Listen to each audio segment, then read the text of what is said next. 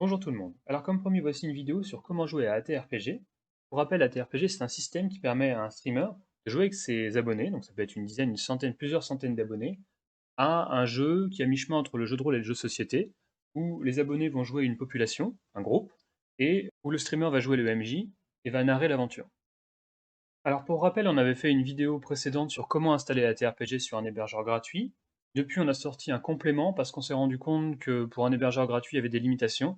Donc on a sorti une nouvelle version du logiciel et puis la vidéo complémentaire qui indique ce qu'il faut rajouter pour le faire tourner correctement. À terme, on supprimera les deux vidéos pour installer sur un hébergeur gratuit et puis on en fera une seule qui contiendra toutes les informations. Avant de démarrer vos streams, vous avez une étape de préparation de votre aventure. Vous pouvez partir en improvisation complète, mais c'est bien d'avoir des grandes lignes pour que l'aventure se déroule dans les bonnes conditions. La première chose que vous avez à faire, c'est d'aller dans création de personnage. Là, pour l'instant, il n'y a aucun personnage dans l'aventure, et il n'y a même pas votre propre compte pour devenir MJ. Le premier compte que vous allez créer, ça va devenir le compte d'administration. Les choix que vous faites ici en termes de personnage n'ont pas d'importance. Vous créez votre compte, moi je l'ai déjà créé, donc je ne vais pas le faire, et ça va vous emmener sur cette fenêtre. Vous cliquez sur « Si » et vous tombez sur l'écran du MJ. Cet écran, il contient toutes les fonctionnalités nécessaires pour gérer votre aventure. La première chose que vous avez à faire, c'est de gérer les paramètres de l'aventure. Par défaut, on a gardé des valeurs standards.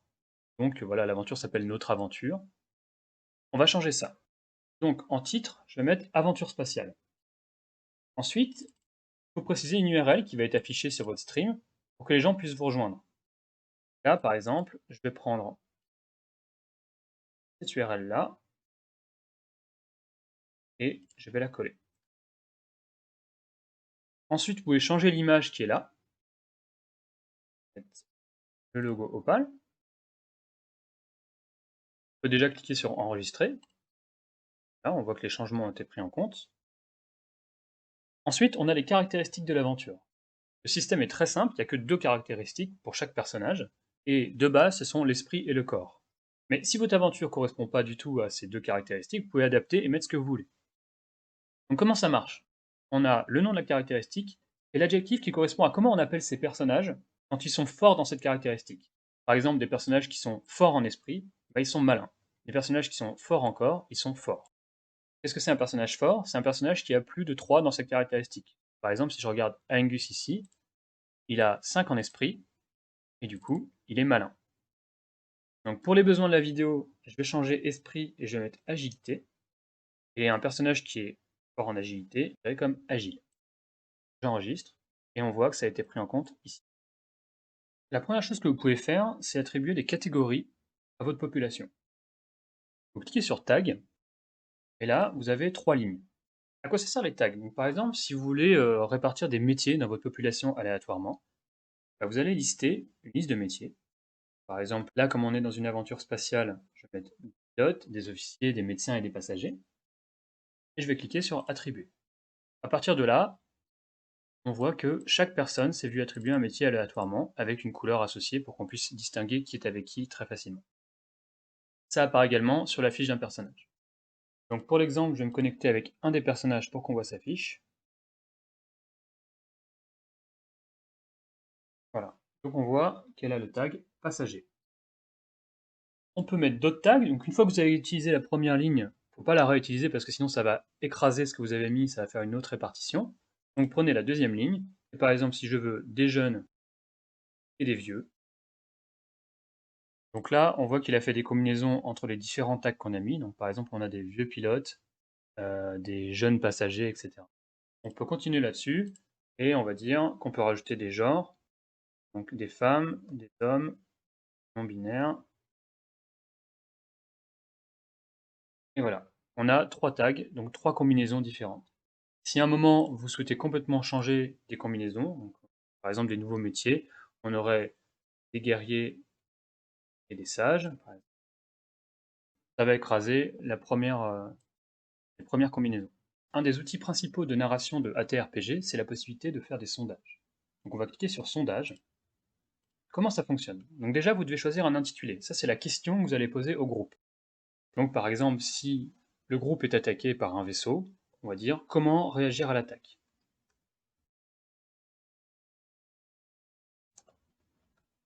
On va laisser des options. Donc ce qu'on vous conseille, c'est de piocher des idées intéressantes dans le chat de votre stream, mais vous pouvez aussi compléter avec vos propres idées, après tout, c'est votre aventure. Donc comment réagir à l'attaque? On va laisser la possibilité de contre-attaquer, de s'enfuir, et de faire une diversion. Une fois que vous avez établi les différentes options du sondage, vous pouvez délibérer. Vous pouvez également limiter ce sondage à une catégorie de la population, par exemple les vieux, ou les vieux et les sages. Si vous mettez rien, ça va sonder toute la population. Donc pour l'exemple, je vais me connecter avec le compte d'un joueur.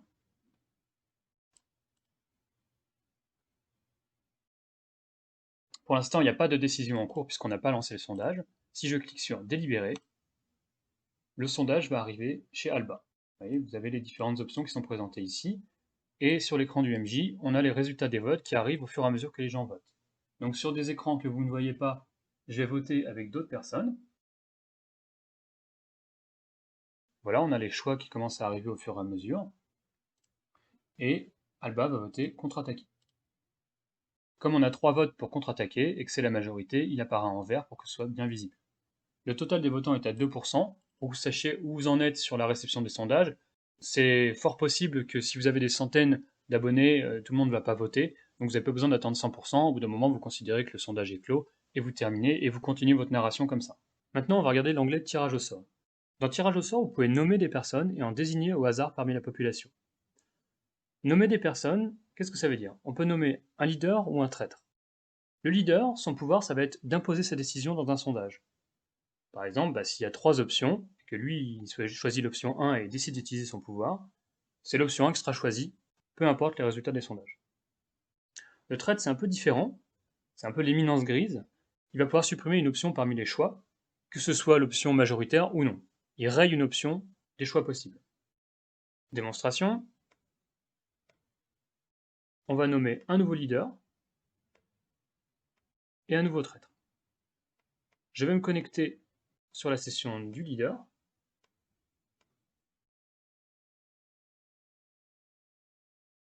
On voit que c'est le nouveau leader. Vous êtes actuellement leader. Et si jamais je fais un sondage, on voit qu'en plus des options normales du sondage, il peut utiliser son pouvoir de leader. Si jamais il choisit une option et qu'il utilise son pouvoir, on voit marqué le leader a utilisé son pouvoir et choisi l'option 1. L'option 1, elle est un peu plus en gras que d'habitude pour qu'on voit qu'elle a été sélectionnée par le leader. Je vais terminer le sondage. Maintenant, je vais faire une démonstration avec le traître.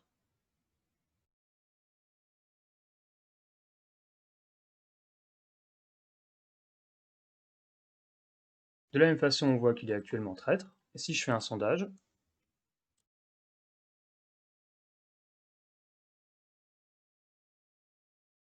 et qu'il utilise son pouvoir, on voit que l'option 2 a été barrée.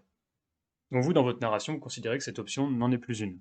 Par exemple, ça peut être une façon pour le traître d'annuler le pouvoir de leader.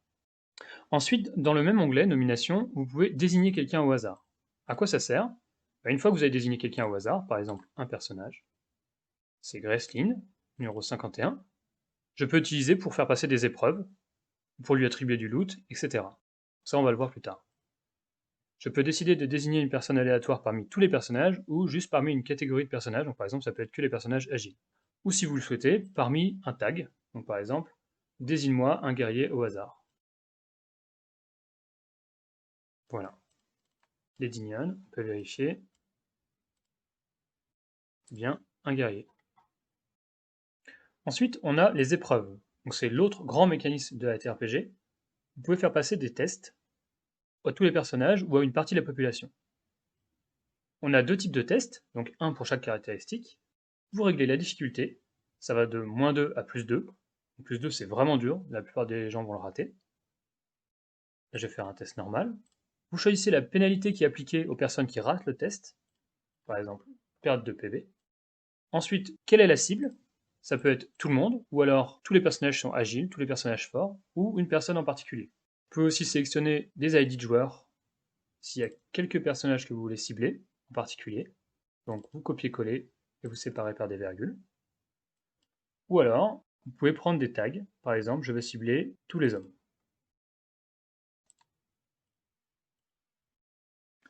Là, ça va lancer un test parmi tous les hommes.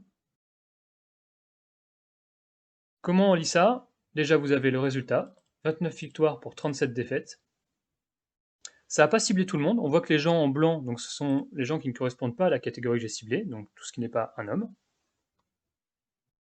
Les verts, ce sont ceux qui ont réussi le test, et les rouges, ce sont ceux qui ont raté. Ça a fait perdre 2 PV, donc on voit qu'il y en a qui étaient déjà aux portes de la mort et qui sont morts dans l'opération, qui apparaissent en gris avec des crânes. Vous pouvez recharger pour retrier dans l'ordre. Par défaut, tous les gens qui sont morts sont à la fin. Lorsque quelqu'un rate un test, donc par exemple là je vais faire un test ardu, ça va faire perdre 1 de santé. Je le fais faire pour tout le monde, on va voir si Nazira réussit le test. Donc là, il a raté, ça a clignoté, et sur sa fiche de perso, on voit vous avez raté l'épreuve et perdu 1 PV. Et il est dans la liste des personnages qui sont rouges. Voilà, donc ça c'est un des mécanismes de narration aussi que vous pouvez utiliser. Chaque fois que vous avez une épreuve à faire passer au groupe ou à une partie du groupe, vous lancez ce genre d'épreuve.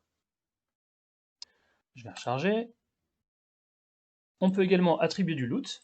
Donc par exemple, une baguette de force, ça va attribuer un encore. Soit vous choisissez tout le monde, ou en fait c'est les mêmes catégories que pour les épreuves. Vous pouvez choisir une personne en particulier, donc par exemple là j'ai choisi un Nazira. Vous pouvez aussi sélectionner des personnages, individuellement, plusieurs. Vous appuyez sur Donner, on voit sur la fiche de Nazira qu'il a reçu un nouvel objet, une baguette de force plus un encore.